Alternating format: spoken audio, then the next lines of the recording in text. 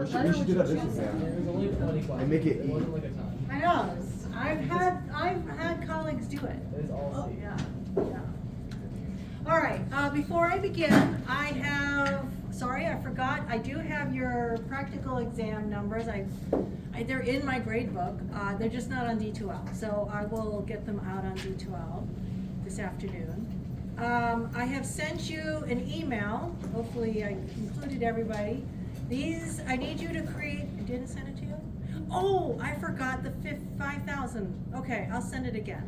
So the 5,000 students, I forgot to include you. But you'll get it this, I'm batting 1,000. Oh, I checked the link and it didn't work. Yeah, Why? Did you not get to the? No, it didn't work for me either. So. I clicked on it and it said. It didn't take you to the. No. Okay, I'll send everybody a whole new email. Don't use my old email. I'll try to figure out why that link isn't working. So when I do send it to you, you have to have a login and a password to get into the program we're going to use next week. But you have to do it every time you get in the headset. So, and the way the headset works is it detects your hand. So you have to do this, right? Oh, jeez. And so I have learned with experience that marquette.edu is a really long domain. So I have made up a shortened version for you. Just the first few letters, 3 letters of your name. JD, you're the only one who gets a 2-letter name.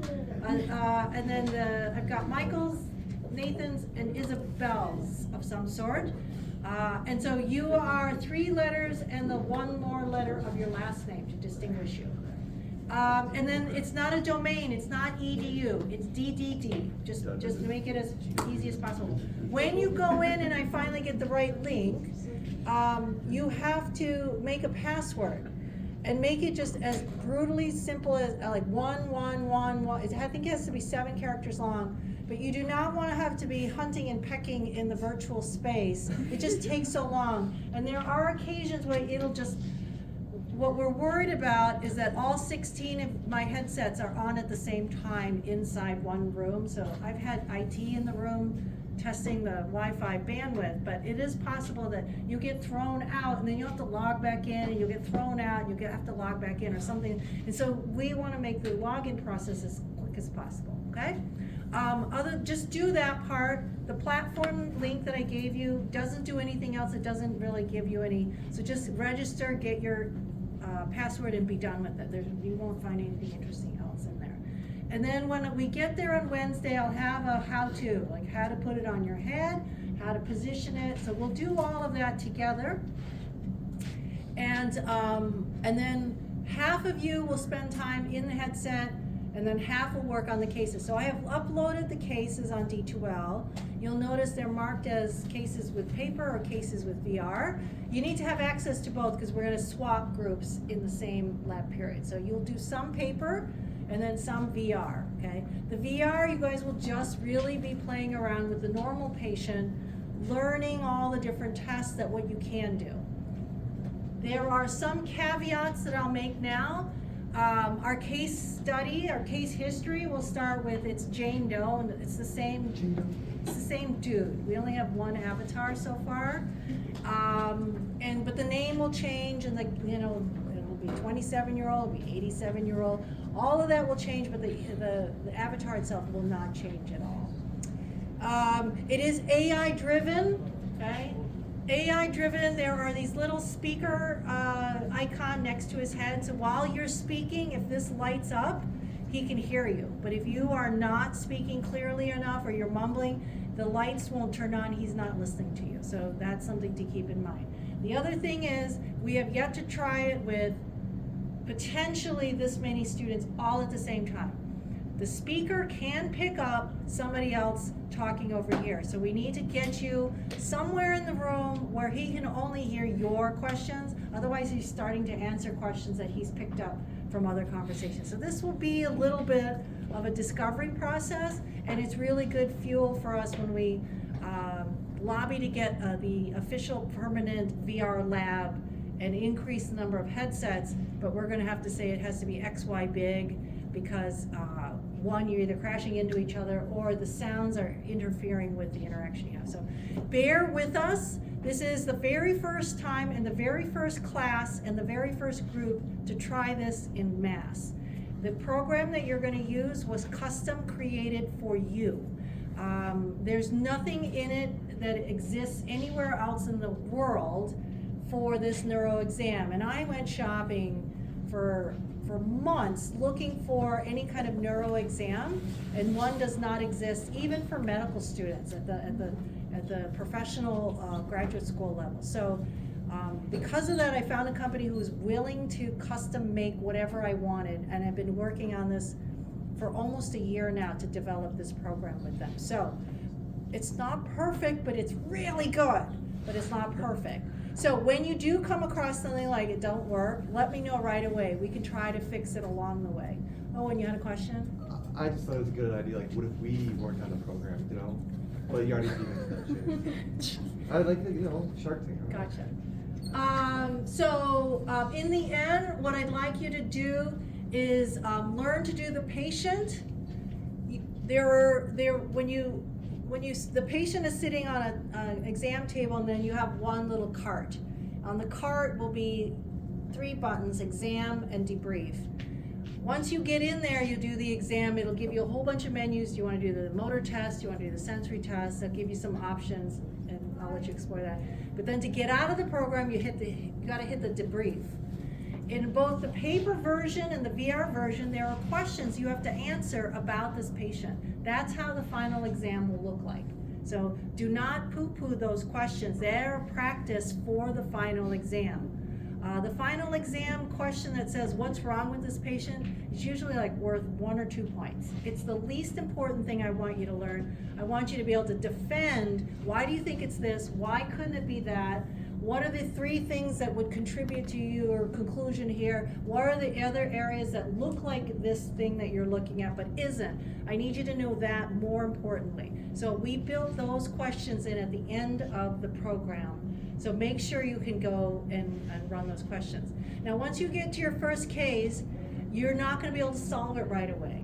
You can get out and go back in and get out and go back in, get out, read your notes, take some notes on your own paper and pencil, and then you can go back in and try it again and again and again. I'm not going to give you the correct answers, right, until we get closer to the very, very end. So I really need you to kind of just bushwhack your way in and learn kind of on your own. I think that's the fastest way for you to discover what you do and you don't know from the whole semester of neuroanatomy, where you have to pull back the cranial nerves, you're gonna have to pull back your lobes, you're gonna have to pull back your vessels and vascular, so you'll need to revisit some stuff, I'm sure, okay?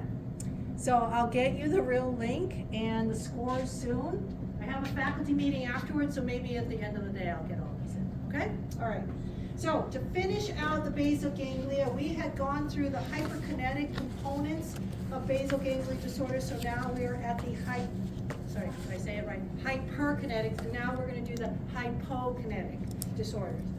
Hypokinetic disorders of basal ganglia are generally symptoms of rigidity and slowness of movement, and then difficulty with initiating movement. Those are the general descriptors. So our first category of hypokinetic is rigidity. We have several kinds of rigidity that we can characterize, and what you want to learn at this point is how to differentiate it from rigidity from another cause, such as an upper motor neuron lesion. So to recap, in upper motor neuron lesions or any damage to the corticospinal tract, remember we generally get something of spasticity. It's a combination of increased muscle tone and hyperreflexiveness. So those two together create this very spastic movement. What's unique about spasticity is that it is velocity dependent. So as you try to passively move your patient's limb, there would be more kind of disorder along with it. So as you try to move it faster, you're going to get more of that resistance, more of that hyperreflexive plus hypertone together. And so you'll kind of have kind of a greater amount of resistance as you're trying to move the limb faster. But if you went really slow, you may realize that I don't feel the resistance anymore, but it's very dependent on how fast you're trying to move. So it's velocity dependent. That is a very obvious test question. Okay? The other kind of spasticity we can get is clasp knife. Clasp knife rigidity. Okay? So this kind of rigidity is very much like a pocket knife, right? So we have a pocket knife that has a resistance as you push and push and push, and then all of a sudden it snaps closed. So it's the same thing. In a clasp knife rigidity, it has resistance to some degree, and then it collapses on you. So that is a typical upper motor neuron presentation of a rigidity symptom, okay? Now, in basal ganglia disorders, basal ganglia rigidity comes in the flavor of lead pipe or plastic pipe rigidity.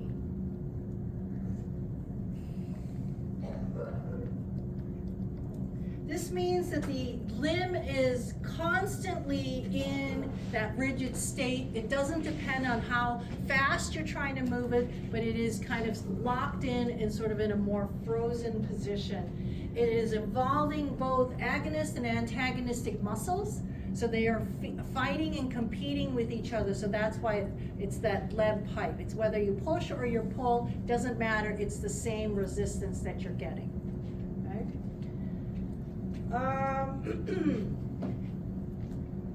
The other kind, other than lead pipe, is cogwheel. Cogwheel rigidity is a feeling of having some periodic resistance. So it could be in the full arc of emotion. So it could be, you might feel it kind of catch. There might be a little snag along the way, or it might be just at the end you'll feel a little catch. So in the video, there was a young girl, I think he was looking at bicep-tricep movement, and as she would look like she was kind of fighting him with it, he could detect and feel like there was a little bit of a catch, a little bit of a cogwheel rigidity in that. It's not something you can see, it's something you really have to feel in your patient's movement. So these two, lead pipe, plastic pipe, which is kind of solid, not really moving that much, or a cogwheel rigidity where you have a hitch somewhere along the line, like a tooth in the cog. These are very basal ganglia typic. Compare them to the clasp knife or the spasticity. So you're wanting to have to differentiate the two, because you're trying to determine, do I have an upper motor neuron, which is any cortical spinal part?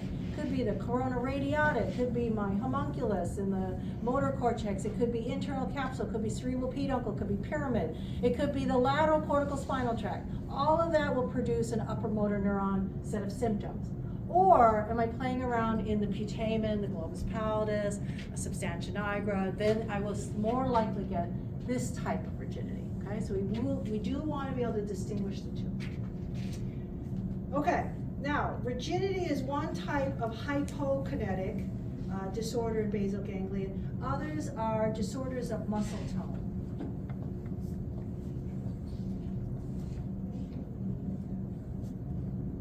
This is very similar, but as we started out, rigidity and slowness are kind of the hallmark of hypokinetic basal ganglia disorders.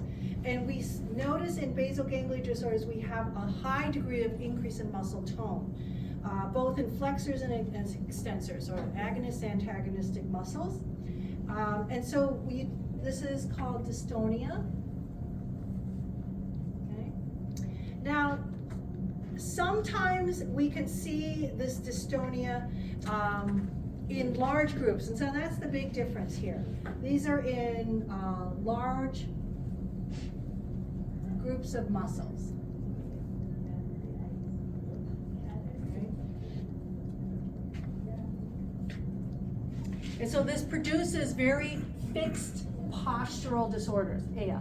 Do you mean like large group of muscles like in the same area, or Yes. is it like So it would be a large number of muscles, right? So it's not just one bicep. It would be bicep, tricep, maybe some shoulder, maybe some forearm, right? So it would start to kind of take over a limb. And so it could leave something to be where movement is very slow, like even slower than athetosis. It could create postural distortion. So sometimes you'll find, especially in Wilson's disease, which is a basal ganglia disorder due to copper toxicity, sometimes you'll find patients who are, their arms are really twisted and crooked behind them or in front of them, above them, and there's nothing they can do to relax them because it is coming from the brain. Or their whole body or torso is twisted, their necks are twisted, they're looking in the wrong direction. Everything about them looks the most uncomfortable, and they are uncomfortable. Their muscles are in full contraction. And so one of the hallmarks of Wilson's disease is rhesus sardonicus, which is the muscles of the facial motor areas are pulled back, and so they're in this constant smile. So rhesus sardonicus, the sardonic look, it looks like they're grinning like a Cheshire cat the whole time because their muscles here are pulled back so hard. And so they look like they're smiling. Sometimes it's mild and it's just like this all the time. And so when they go to like speak, they can't because these muscles are still in that smile position, right? Okay. Let's see, anything else I want? Okay, covered it. Any questions about these two big categories, rigidity and muscle tone disorder? Yeah, JD. If there was a big enough area of damage, could you get upper motor neuron and basal ganglia damage at the same time? Yeah, I mean, once you start damaging, let's say, an internal capsule that's riding between the GP and the caudate, you'll start to see that would produce the upper motor neuron. So you would have to decide what's the cause. Have I blown out a really large lenticulostriate artery and and it's necrotic and it's just growing, it's collapsing? Then you might see both types of symptoms. So remember, these types of differentials that we're doing, they're not the end-all be-all, right? This is the first stage you'd go to decide which expensive procedure are you going to put your patient through. Right? You can't keep putting them into an imager. One, the resources in any kind of medical facility can't tolerate you just, I just want to know, we'll stick them in an x-ray and an MRI or a CT scan, right? And so they really need you to be able to make this your first triage moment. Liz? In terms of like the basal ganglia and rigidity, will you see like one over the other based on the severity of the lesion? No, yes, no, yes, no. Remember, this dystonia contributes to this kind of lead pipe. The only difference between this kind of dystonia and whether I have lead pipe, plastic pipe rigidity is how little I'm involving a limb. So let's say I have just sort of a little bit of tension, muscle tone, then we might call it lead pipe rigidity. But if I start to then incorporate postural muscles and I'm really pulling on my head and my neck and I'm looking up, down, and I'm frozen that way, which could last minutes to hours, right, then we're more in the sort of dystonic state. Right? Okay? Excellent question. Anybody else? Okay. The other feature of hypokinetic disorders of the basal ganglia fall under the category of tumor. So, not tumor, tremor.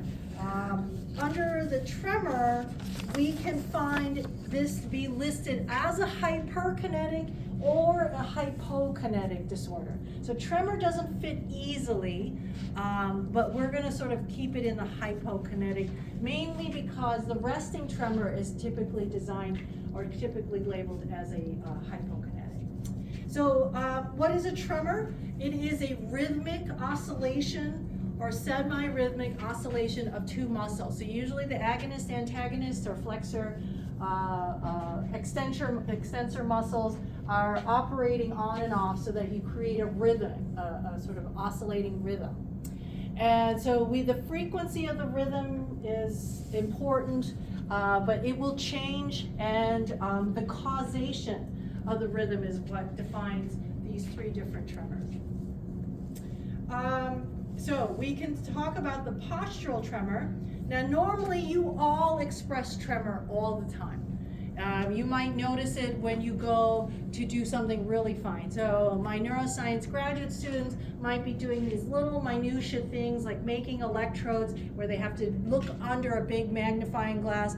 And still there's just a lot of concentration to solder on a hair width of a wire onto something else. So you can see your tremor then. So normally we always have a tremor, no matter as you're even writing with your pencils, there's a small tremor in that movement. So these are called postural tremors.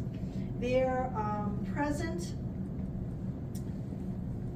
when muscles are engaged, limbs or muscles are engaged, and you're using them. The easiest way to illustrate this tremor is to put your hand out and then leave it out there for a long time. Once your muscles start to fatigue, you'll start to feel like, okay, the oscillations will get bigger and bigger. As you fatigue more of the muscles, you'll start to really see it becomes really harder and harder to keep maintain. So that is the perfect example of a postural tremor.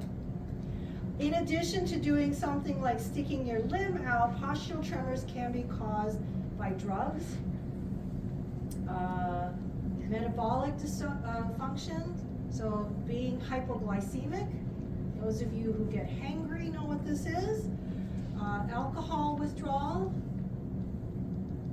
will cause it. Intense fear or anxiety will drive these. And then, of course, the onset of other neurodegenerative diseases, okay? So these are all really very normal. We will all express this type of tremor at some point, okay? Now, the other kind of tremor is an essential tremor. These are also called familial, benign, or senile tremors. These are also relatively normal. They don't require any kind of treatment unless your tremor is disruptive to you. So typically it involves the hands and the face, the vocal cords, the lips, the tongue, the head. So I had a friend who had an essential tremor. She was, I don't know, 6 years younger than I am, but she was a head bobber. And so every time she talked, she kind of had this wobble, kind of like the bobbleheads. And so, and the more tired she got, this became much more pronounced. So it was odd. Like, I have this parroting instinct, and so when I'm with her, I'm bobbing for a little bit. So it was bad. She's not happy with me. But anyway, so, and then sometimes you could hear it in their voice. There is a kind of a tremor, like someone is upset, or their tongue and their lips are not producing the words with accuracy and crispness. So there's a little bit of kind of sloppiness in their presentation. These are all normal. I would say the most famous case that I know of is Katharine Hepburn. I know you're getting to be really young, and I'm getting to be really old. Katharine Hepburn was in the golden age of movies. She was that movie star. And she, if you see any recent, she's long past, but if you see the 1990s interviews, you can see all these characteristics. She's got this very strong head bobble. She has this quivering, wavering sound in her voice. She's, she'll wobble left and right, and then you can see it in her hands, but they're all totally normal, so it requires no treatment. The only time someone with an essential tremor needs to draw treatment is if it becomes like, I can't write, I can't do the fork and the spoon, it's becoming disruptive, and then they will try to find ways to shut down, suppress cortical activation or something, a solution to get to reducing that tremor. Okay. Any questions about these two? Okay. Now we get to what's called the resting tremor. The resting tremor is a hallmark of Parkinson's disease. It shows up in other diseases, but Parkinson's is its most well known. And this is where it gets its category of being in the hypokinetic, because Parkinson's is a hypokinetic disorder. So we have a decrease in motor function. So the resting tremor, this tremor exists only when the limbs are, not only, it begins when the limbs are at rest. So while they're relaxed, arms are at their side. It generally happens in the upper extremities, but there'll be a small kind of movement, some kind of fidgety, busy finger kind of thing. You'll see it in a very small way, just a tiny, tiny movement of a pinky, for example. But then that'll continue to take over larger aspects of the limb until you start to see it in a whole hand. Now, what's interesting about resting tremors, they tend to start in one side, not bilaterally like an essential tremor. So that's a big distinction. In essential tremor, we see all the tremors presented all at once. The tremors get worse as the person gets more tired or more relaxed or more sleepy end of the day, after they've been drinking a little, all these things that depress, the tremors start to increase. In contrast, the resting tremor tends to present at rest but disappears when they go to engage their limbs. So as they're riding, holding something, you do not see the tremor. As they're using their hands and being active at it, you don't see the tremor. It's only when they finally relax and all of a sudden the little tremor starts to appear. Okay?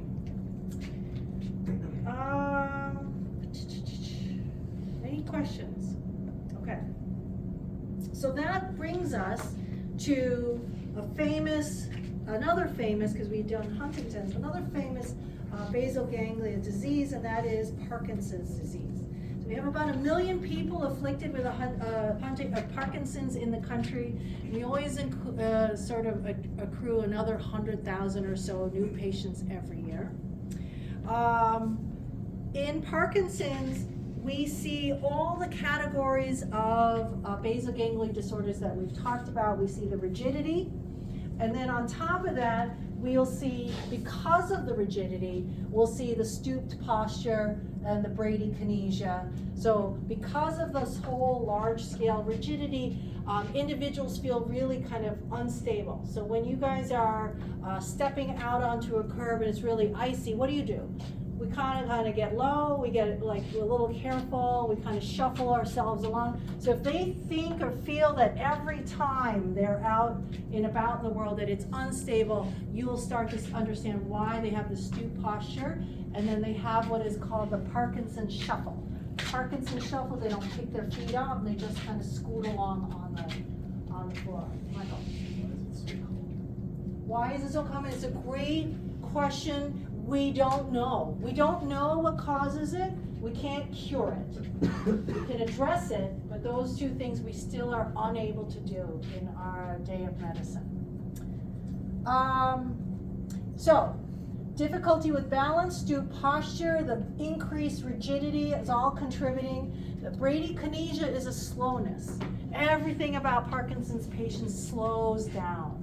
Even they blink a little slower. Their facial, that's called a Parkinson's mask, become really placid. They don't show the small little muscle pulls that we do to, tell you I'm kidding or I'm joking with you or, I'm giving you extra cues. In fact, you get very little of that, so it's this very placid kind of monotone signal coming off of their faces, and because of how slow the movement is. In addition, you'll see that resting tremor. Again, it begins in Parkinson's on one side, because one side of the basal ganglia seems to die first.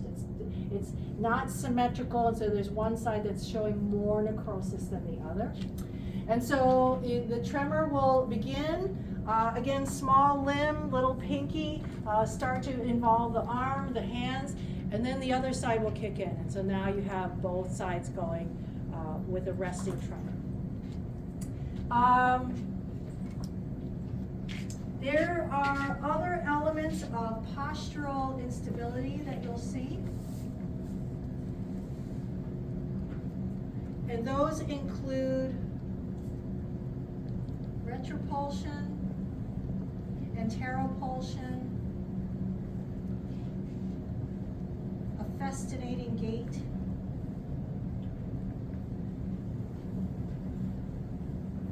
and end block turning. Okay? So what are these? A retropulsion is where you look like, or the patient looks like he's falling backward. So there'll be a lot of this, like a catching up, or anteropulsion, you look like you're falling forward. So it's like you're about to trip forward. And a festinating gait is a big part of basal ganglia. When I said you have difficulty initiating movement, it's that it's like they're trying to go, they're trying to go, they're trying to go, and then they finally are for some reason are managing to go. This also includes initiating a stop. And it's obvious to think I'm going from no motion to forward motion, but Parkinson's patients have difficulty going from a motion to stopping their motion. So initiating a stop is also in there. And then an end block turn. Because, as I mentioned before, one side feels stronger or is degenerating faster, one side will feel stronger to them. So they'll all make all their turns on their good side. So that means if I feel like my left side is weaker, my right side is stronger, I might then choose to always make my turns in one direction. Even if I want to go this way, I'm going to go 3 times that way than to go that way, okay? So I have a video here, a gentleman who is showing every one of these symptoms. Okay, so you can see here he's got a very large resting tremor. He's in a stooped posture, he's got the shuffling gait, he's really not picking up his feet, he's got a cane to show you his instability. That's the bradykinesia, the speed in which he can walk. He's going to show you an end block turn, okay? And then he's going to have difficulty stopping his momentum. Is he going to turn one more time? If you heard the audio, he's scaring the hell out of the photographer who thinks he's going to fall down. So he's going to make another turn around. He's not going to be able to pull it off without using the wall to help him initiate his stop.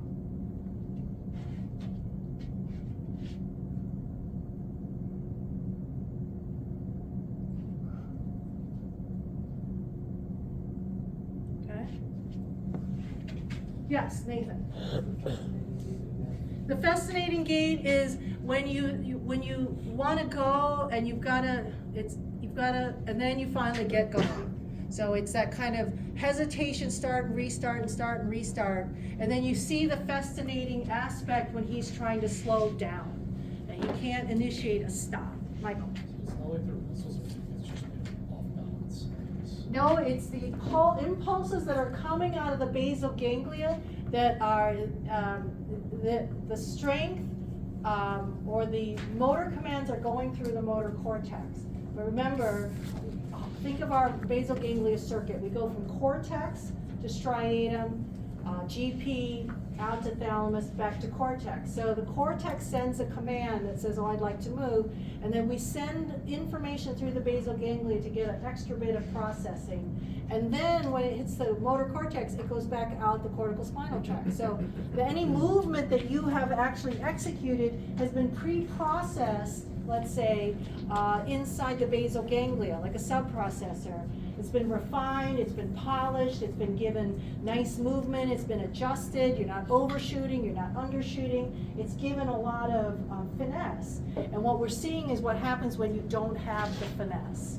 So it's not really as simple as saying it's sensory or a command, but we've removed this extra bit of information that we normally all engage in and we just didn't realize it. So what happens when it's totally necrotic, when it's like kind of end So stage? in the end stage of Parkinson's disease, we see none of these symptoms. They're not moving. So then we go more into the dystonic phase of basal ganglia. So it's not something we see a lot. We don't tend to photograph and video people at that stage. So it's not easy to show you, but yeah, that's where the end game goes. And remember, in Parkinson's, just like in Huntington's, we talk about the striatum. So this is the putamen aspect, right? The caudate loop of our basal ganglia is cognition, and then the ventral striatum, or the nucleus accumbens loop of our basal ganglia, is limbic. So even in Parkinson's, we show cognitive deficits. At that point, when they're not engaging in any more movement, they're also having difficulty with memory and understanding and feeding themselves and doing all that stuff, or recognizing family.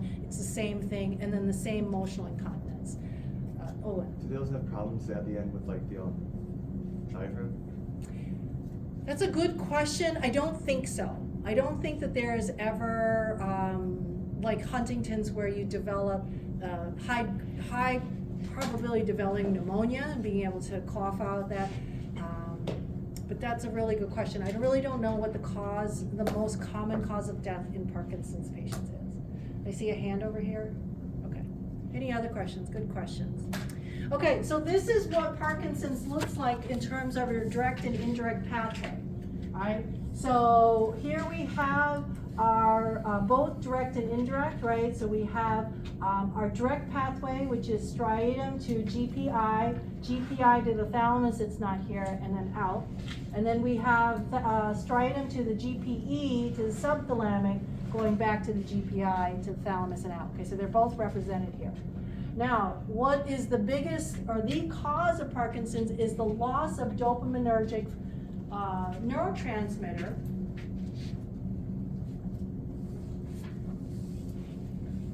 from the substantia nigra compacta. So this is the pigmented portion. So here the compacta is the dopamine, but the reticulata is altogether different. The substantia nigra reticulata is one of our outputs going to somewhere else, like the GP, okay? So the globus pallidus and the reticulata are our two outputs of the basal ganglia. Don't mix that up with the compacta. Now the compacta is our dopaminergic source, and it sends both stimulatory and inhibitory influence inside of our basal ganglia.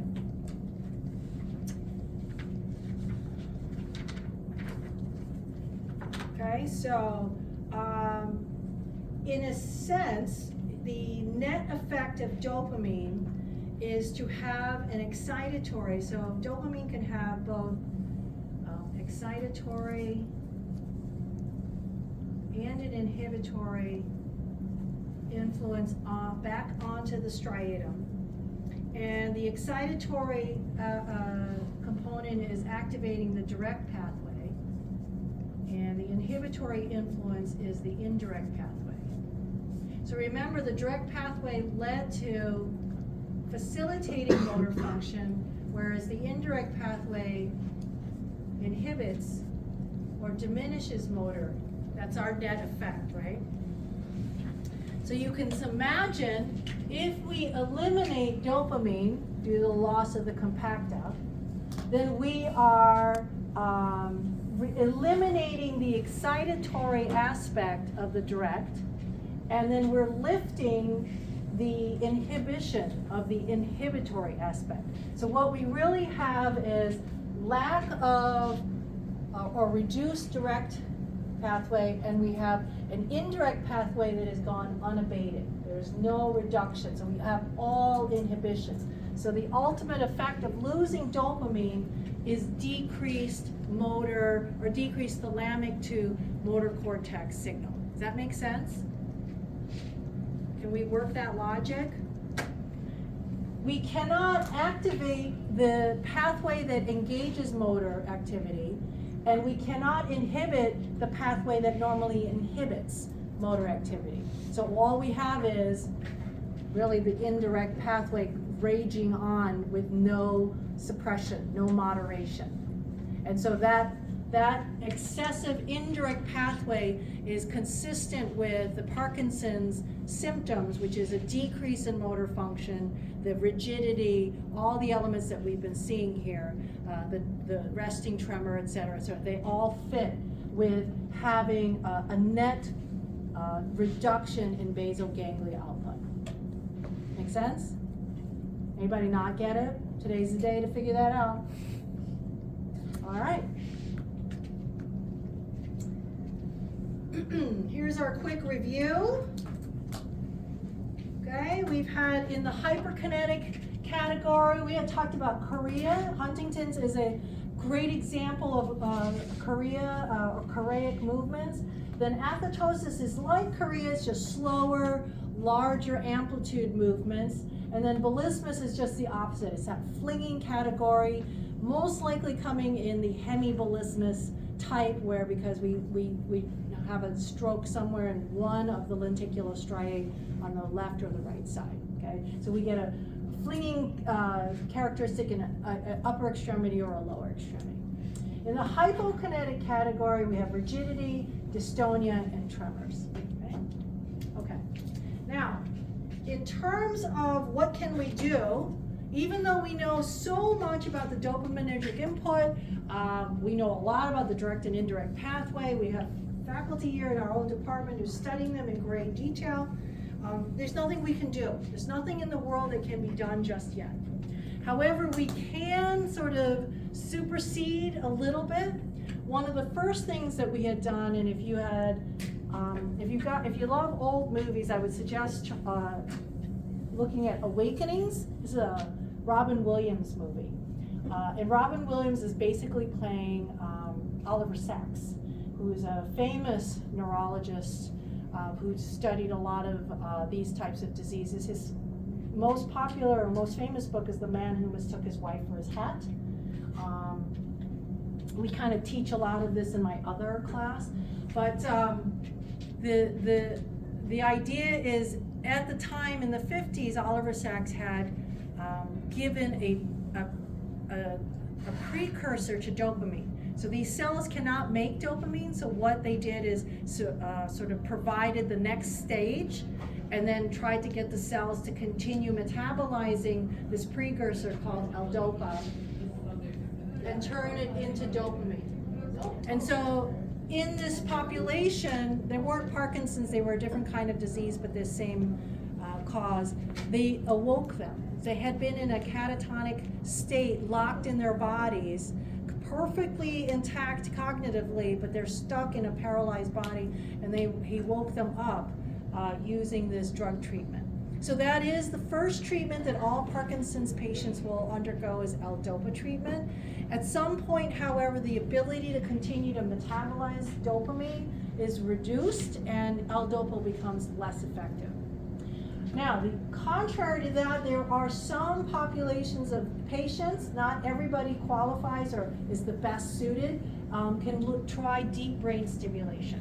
So we know the circuitry, striatum, GP, to thalamus or subthalamic nuclei, and so we have come to the point we could lower electrodes right down. The target area is typically the GP or the subthalamic nucleus, because one is the direct and one is the indirect pathway, and actually stimulate them. So they place electrodes in those locations, keep the leads there, pull the electrical lines underneath the skin, and then they're attached to a pacemaker device underneath the skin, usually around the scapula, because it's kind of a roomy space that can keep that little box. Okay, so everything is internal, but you can control it externally.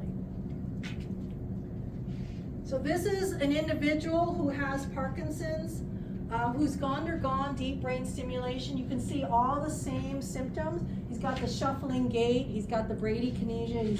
It's going to take some time for him to get to the end of the hallway, turn around. You can see that he's got his deep brain stimulating electrodes in, but they're currently just turned off. So it's just a simple remote control. So in the next moment, they just turn him on. And so you could see by he's just carrying his cane around, he's picking up his feet. His speed is, 4 times that of his original speed. He's still coming back in the hallway. And so there is a dramatic improvement with these deep brain stimulating electrodes. The problem is not everybody's perfectly suited. Depends on where your basal ganglia and the state and the quality of your basal ganglia is, how much of it's what part is dying first. So not everybody is the best suited for this. And the disease will still rage on for this gentleman. So the most we can do is stave off the negative consequences of the disease, but we can't stop it. So at some point, his basal ganglia would degenerate well past the capacity of the deep brain stimulation, and his symptoms will come back. He'll end up in the same end stage of the disease. He's just had an in-between improvement of quality of life. Hopefully it's many, many years, but it's not permanent. Any questions? Yes, Felix? So, these patients, is it rather dangerous to get this implantation, or is it because they progress so far and it is ease that, okay, maybe it's not beneficial to even get it in the first place? It's not how far, but it's which part is dying sooner than this. There's no specific sequence of loss, like you lose this and then that and then this and then that, right? And it's at what point did you catch the substantia nigra? How much of it's remaining? So there's a lot of factors that I'm not quite aware of. I just know that not everybody is in line to do this. And it's a very long process. It takes about a year of recovery after surgery just to get to that left video. So that wasn't just he had the surgery last month. That was last year. Requires, a big halo to be surgically attached to your skull. And you do a lot of MRI imaging to know exactly where you're going to go. And it's interesting that the neurosurgeon actually listens for where he is in the basal ganglia. The parts of the basal ganglia, the GP and the substantia or the subthalamic, they sound different. They pulse different. So that's part of the way they know where they are. I used to show this video. I don't show it anymore. It's too long. I know. It's like a 30-minute video. But you can hear the neurosurgeons, and you can hear the beep, beep, beep, beep, beep, beep, beep, beep. Okay, we know where we are, and it's like spot on. So it's a lot of an amazing stuff in order to get from this video to the other video. So it's really cool. Any other questions? So since I have just a few minutes, we're kind of done, and I don't always get to share this with you. There is a basal ganglia smile, but you didn't know there's a basal ganglia smile. Remember, the motor cortex sends out a command for you to smile, right? But the basal ganglia, because it has the motor component, the cognitive component, and the limbic component, tends to change your smile if it gets to go through the basal ganglia. So a lot of times you take a photograph and you're propped up, it's like smile, and you hate your picture, right? It feels fake and it doesn't look good and you look kind of weird or creepy or whatever the feeling is that you have about that smile. That is a motor cortex smile.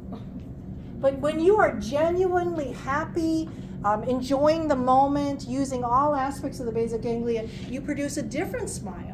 And that smile is the one when we photograph it, you genuinely like. Oh, look, I look really good because I genuinely like the smile. It's a different smile. It doesn't have that creepy component to it. So it is the basal ganglia smile that comes along really only when you're in the moment and you're enjoying it and you're unaware of it versus, you get propped up for your school picture and you're like, what kind of smile am I going to get? Am I going to get that really good smile or not? So just a side note that how we are influenced by that basal ganglia, that it's a very necessary subprocessor. Yes, Liz. Can you force the basal ganglia smile with thinking of Choi, or? Yeah, that's a really good question. I mean that's an awesome question. I don't know, but yeah, maybe we could, if you were a photographer and understood that, maybe you would make your photographic subject more at ease. And I think maybe photographers know this without knowing it. So I took my kid for her senior picture, and we're trotting all around, Milwaukee, downtown Milwaukee, getting these urban shots, and she's talking to her. What do you like? What's your hobby? What is da da da? And I'm thinking, this is time, lady. I'm paying for this time. Yeah. Take your pictures. I pay you a lot of money, But I realized, looking back, what she's doing, she's putting my daughter at ease, getting her to talk about herself and her fun things and the happy things, and I bet you she gets better pictures. So they probably do it without knowing why they do it, but they probably get better product. Owen. Do you think humor and laughter can make an emotion Yeah. motor smile? So, you all have experienced it where maybe you're in a crappy mood, but your friends are not, but you join them, and you don't want to be made happy, but you kind of fall into it. It happens to me all. It's like in my head, it's like I want to be grumpy. I want to be here, but you're forcing me to laugh. And the moment you crack my smile, then I'm like, yeah, it's out the door. I'm over it. Okay, I'm over it. Let's be happy, right? Like there is a way to slide into it, I'm sure, and I think the basal ganglia is certainly part of it. Patrick. Could that be like what you do, like you try to get baby to like look good in a photo? Yeah, I don't know. I think for babies, they don't know what photography is, so they don't really. I think for them, it's like in the moment, like just make me happy. Yeah. But yeah, I think when you genuinely reach and make them happy, yeah, they're kind of doing that primitive play. So when you're looking at a picture of you doing a cortex smile versus a basal ganglia smile, like do different areas of the brain react to that? No, I think you are so expert on the way you look that you can detect the smallest muscle difference that is a cortical smile versus a basal ganglia smile. Like, do you all know it, right? It's like there's a look I don't like at all, and I don't like taking photographs because I cannot figure out how to get that other smile up. Yeah. Do babies know that they exist? Oh, Owen. Anybody answer the question? All right, have a good weekend. I'll see you Monday for the exam. And then don't forget, 016. We'll be at 016 on Wednesday.